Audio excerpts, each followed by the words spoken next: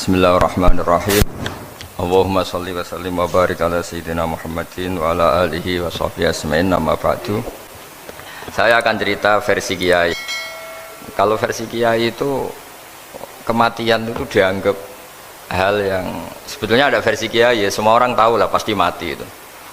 Cuma inginnya mati itu kan macam-macam. Inginnya ya setelah kaya, terus setelah mapan, terus menangi anaknya mapan, cucunya mapan gitu.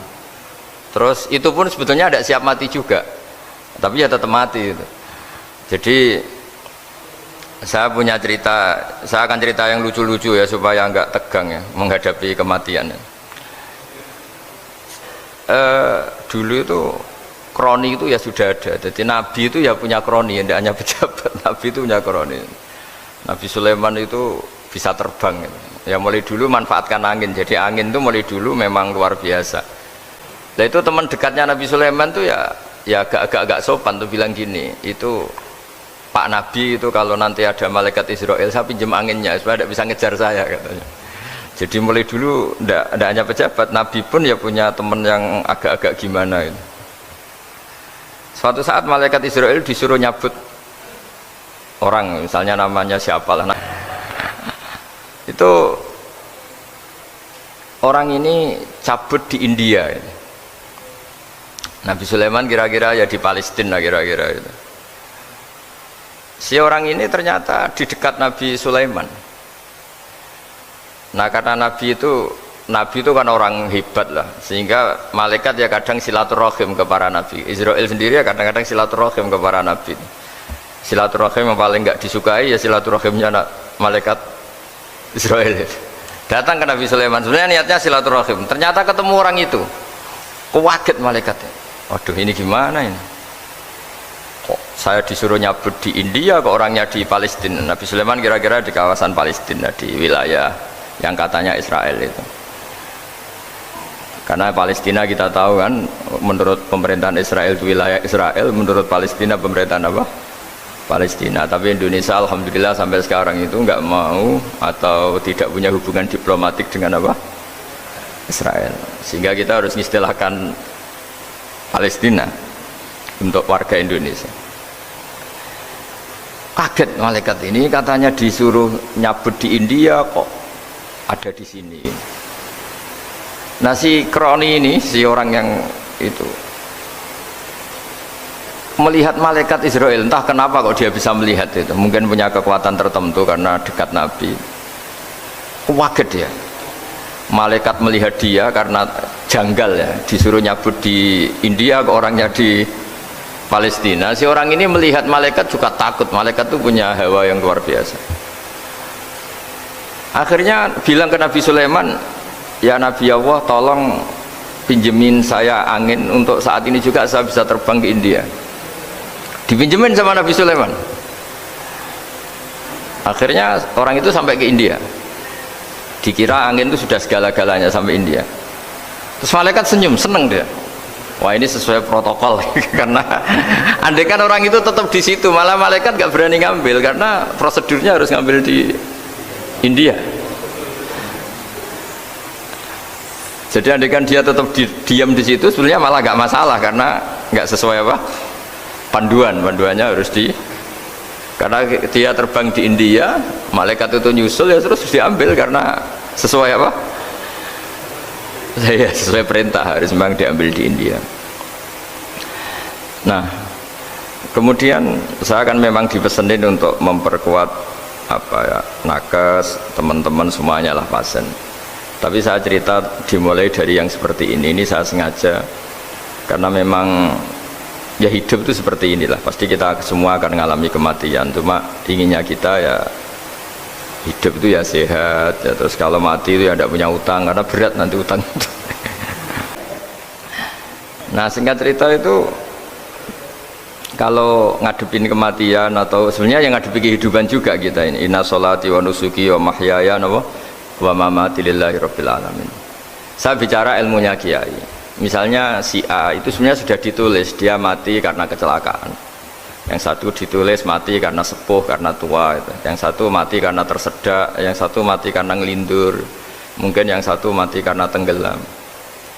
Sehingga sebetulnya andaikan kita melihat Lauh Mahfud, kita ini ya naif. Nah di sini saya ingin mengingatkan apapun kondisi kita, yang jelas itu ingat selalu kepada Allah Subhanahu wa Ta'ala.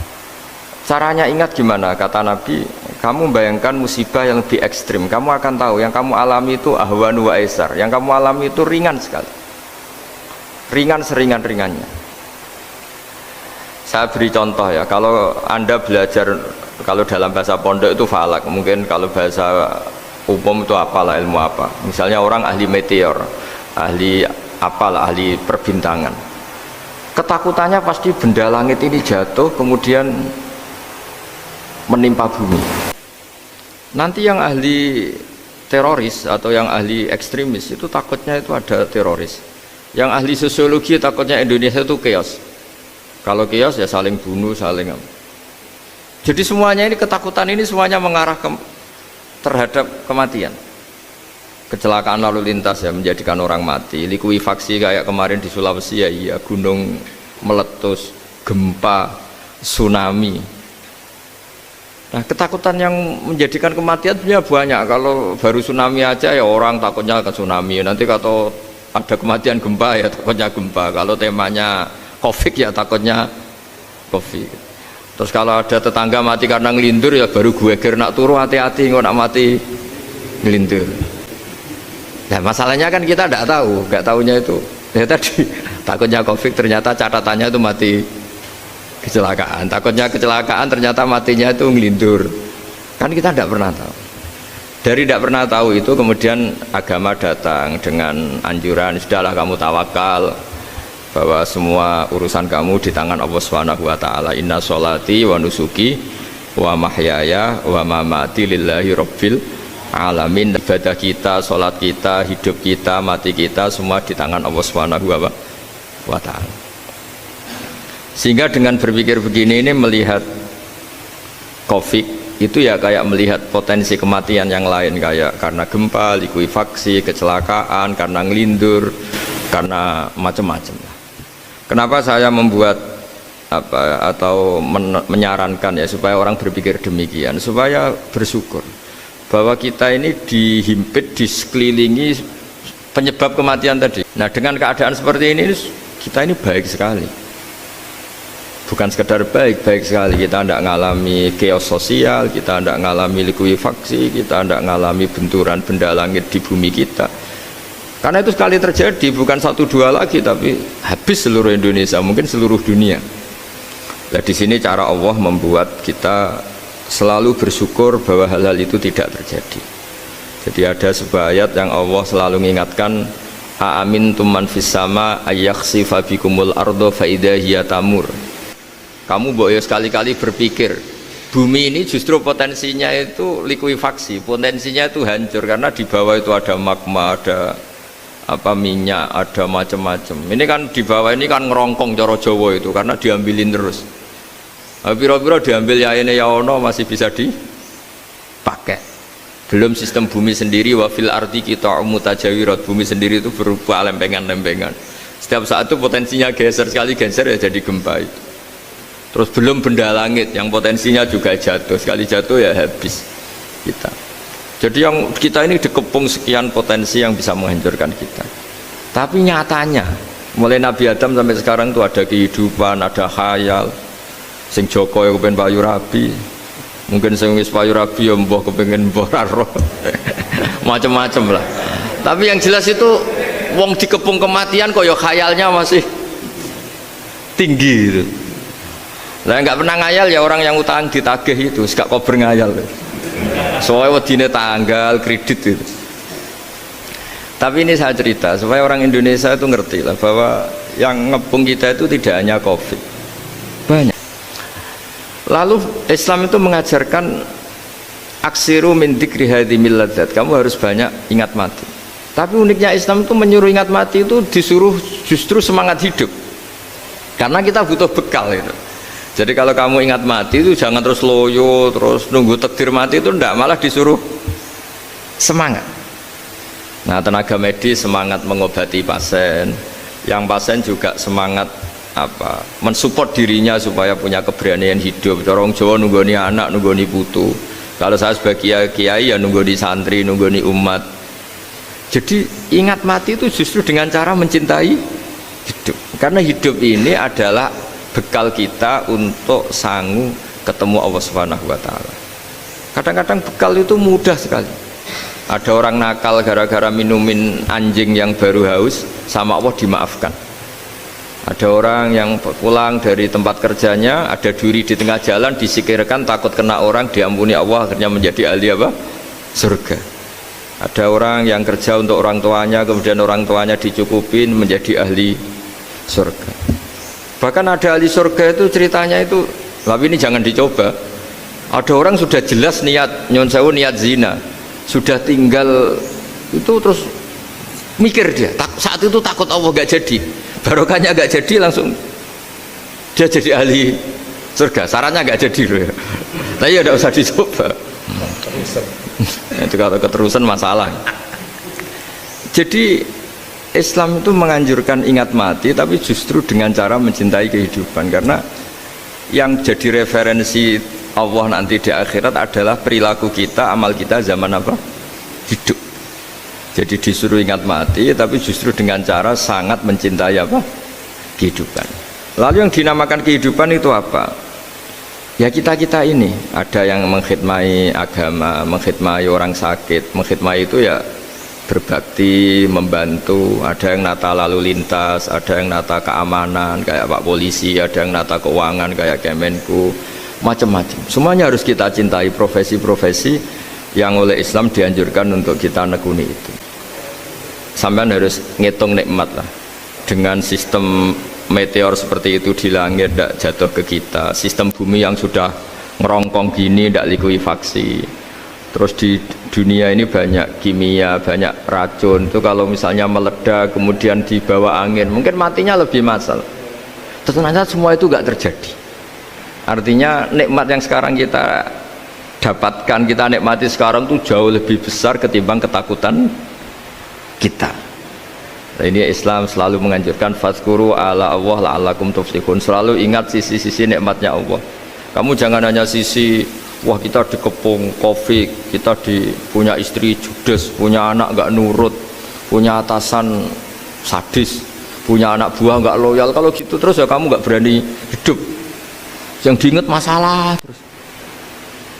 Itu salah, hidup seperti itu salah menurut Islam. Yang Islam menganjurkan fadzkuru ala Allah, kamu ingat sisi-sisi nikmatnya Allah, bukan sisi-sisi kita hidup itu diuji. Nah, termasuk cara kita melihat kehidupan. Ada doa Rasulullah SAW yang luar biasa, ya Allah, jadikan kehidupan ini sebagai penambahan saya untuk berbuat baik. Wal mauta rohatan li min kulli syarrin. Kalau saya engkau takdir mati, ya anggap mawon ini mati itu berakhirnya semua potensi keburukan saya. Orang itu kan potensinya dua, buruk betul atau potensi buruk. Mungkin sekarang kita tidak korupsi, tapi saja suatu saat kita korupsi. Mungkin sekarang kita tidak salah, suatu saat potensi salah. Dan mati itu mengakhiri itu semua. Makanya saya berkali-kali cerita kalau ngaji, kalau orang-orang alim NU itu kalau ada bajingan mati tetap dia seksa ini baik dia.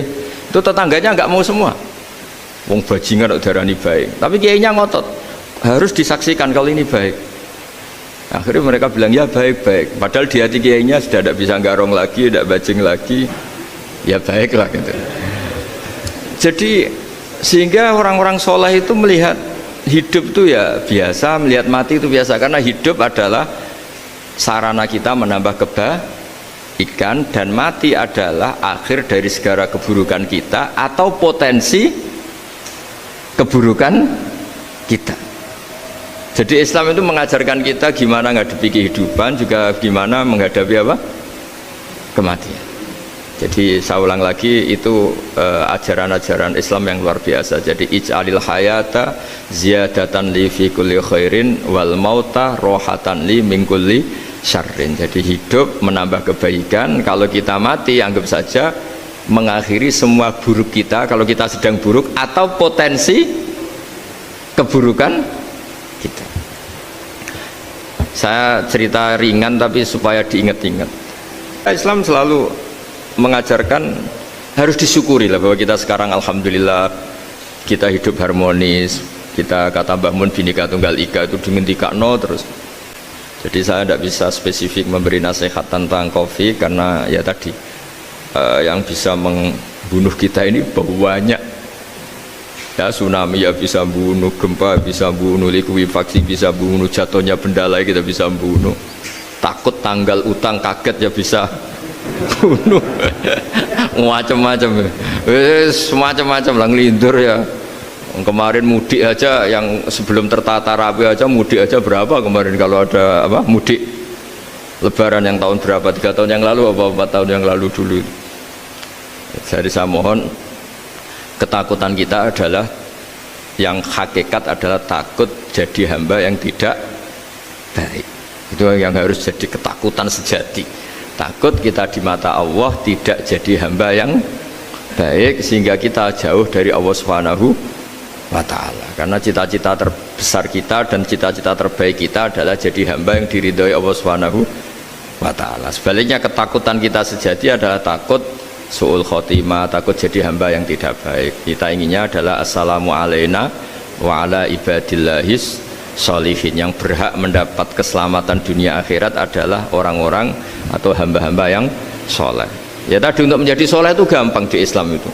Tenaga medis nolong pasien ya ibadah, pasien husnudzon sama dokter ya ibadah, mengelola hidup, ingin hidup ya ibadah, anak ngurus istri ngurus, pokoknya anak yang ngurus keluarganya juga ibadah. Semuanya itu di Islam itu asal tidak maksiat itu dianggap apa?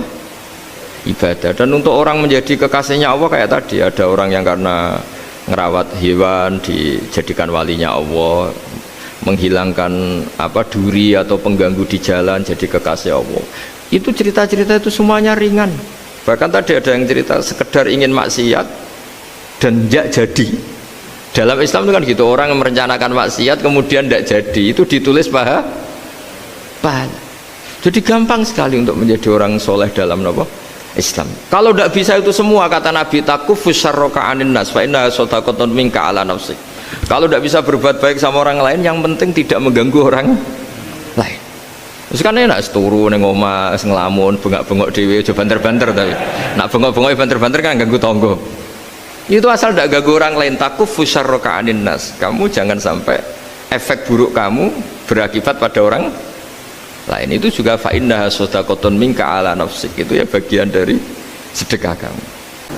Jadi ibadah itu gampang sekali, mudah sekali.